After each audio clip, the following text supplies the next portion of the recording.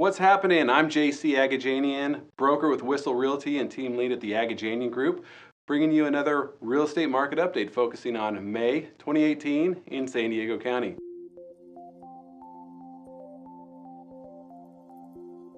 As always, our main focus is to bring this data to you and help you break it down so it's easily digestible to really know what's going on in the real estate market in this day and age. So the first bit of information we're going to look at is the amount of new homes coming onto the market.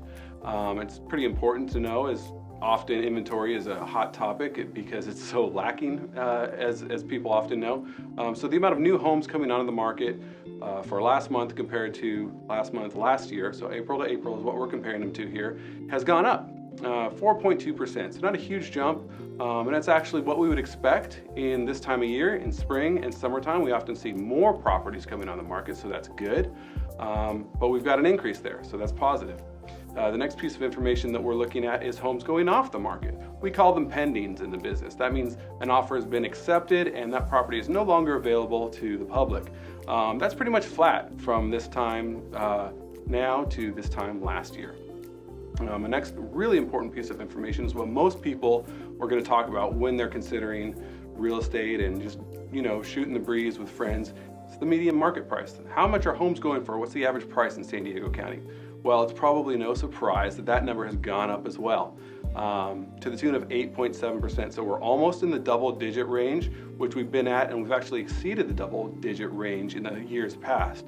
So we're kind of continuing on that same pattern that we've seen. Now, if you've been renting, you've thought about owning, consider this. If you would have bought last year instead of paying rent for the whole last year, you will likely have earned tens of thousands of dollars in equity in addition to that 9 to 5 that you're working every day. So depending on the price point that you'd be looking at, it could be 40, 50 grand or more just in equity accrued over the past year. So if you're renting, you haven't gotten in the market yet, definitely encourage you to jump in because there's a very strong chance that that same thing is going to happen this next year and you could take advantage of that.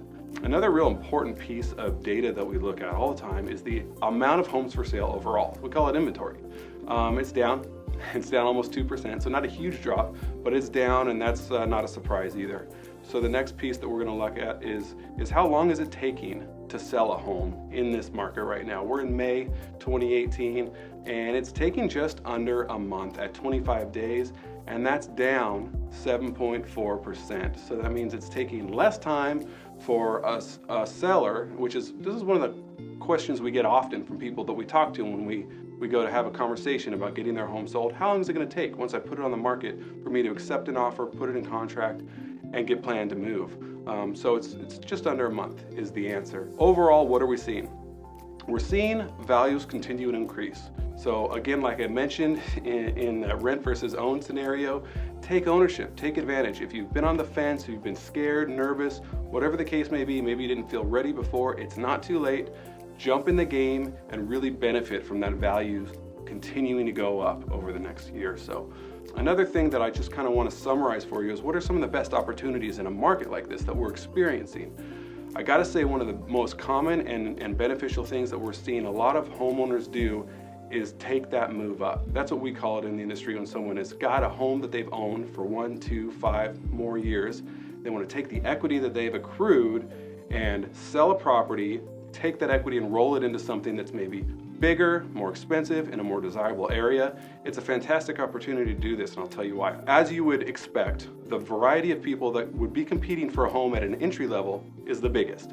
As homes get more expensive, there's fewer and fewer people who can afford those homes. So if you've got a home that is maybe closer to that entry level or maybe just above it, or whatever the case may be, you can sell it and probably get a really nice, pretty penny for that home. Take that equity, and then you go to compete with a buyer on a more expensive home, and there's going to be fewer people you're competing with. So you can really benefit from this market because you're going to have lots of competition for the people that are buying your home when you go to sell, and fewer competition when you go to make that move up. So it's a fantastic opportunity if that's your situation.